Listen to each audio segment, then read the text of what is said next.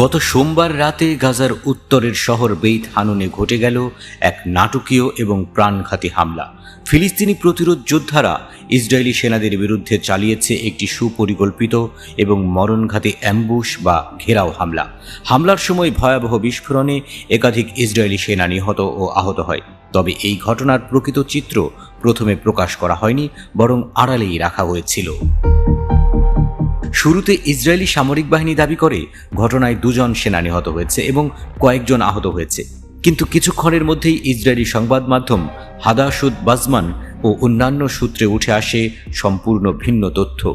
জানা যায় আসলে মারা গেছে 5 জন সেনা এবং আহত হয়েছে 14 জন, যাদের মধ্যে 2 জনের অবস্থা আশঙ্কাজনক। এই বিপরীতমুখী তথ্য সামনে আসতেই শুরু হয় তীব্র সমালোচনা। প্রশ্ন উঠে, ইসরায়েলি সেনাবাহিনী কি ইচ্ছাকৃতভাবে তথ্য গোপন করছে? তাদের মুখপাত্রের বিরুদ্ধে ওঠে গুরুতর অভিযোগ, তিনি কি জাতির মনোবল ধরে রাখতে মানসিক প্রকৌশল চালাচ্ছেন? হাদাসুদ বজমান সরাসরি অভিযোগ তোলে, এই তথ্য গোপনের উদ্দেশ্য হল সাধারণ মানুষকে আসল চিত্র না দেখানো, যেন যুদ্ধের প্রভাব তাদের উপর না পড়ে। তারা আরও উল্লেখ করে, অতীতেও আত্মহত্যার পরিসংখ্যান গোপন করার ইতিহাস রয়েছে ইসরায়েলের। 2018 সালে এক বছরে 1280 জনের বেশি আত্মহত্যা করলেও সরকার তা অস্বীকার করে এবং সেই থেকেই স্বাস্থ্য মন্ত্রণালয় আসল তথ্য প্রকাশ বন্ধ করে দেয়। সামাজিক যোগাযোগ মাধ্যম, বিশেষ করে হোয়াটসঅ্যাপ ও টেলিগ্রাম না থাকলে সাধারণ ইসরায়েলিরা কি সত্যটা জানতে পারত? হাদাসুদ বাজমানের মতে, মূলধারার গণমাধ্যম বা সরকার এই তথ্য কখনোই দিত না। ফিলিস্তিনি প্রতিরোধ যোদ্ধাদের চালানো এই হামলাটি ছিল অত্যন্ত পরিকল্পিত। কিছু সেনা আগুনে পুড়ে মারা যায় বলে জানিয়েছে স্থানীয় সূত্র।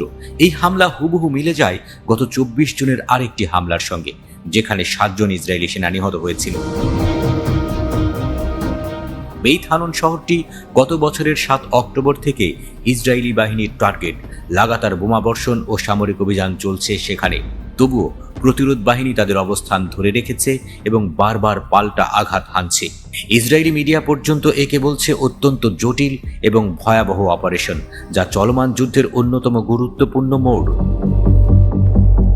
এই ঘটনাগুলো সামনে আসার পর প্রশ্ন উঠেছে, ইসরায়েল কি নিজ জনগণের কাছেই সত্য গোপন করছে? যুদ্ধ কি শুধু ফিলিস্তিনের মাটিতেই হচ্ছে, নাকি তথ্যের ময়দানেও চলছে?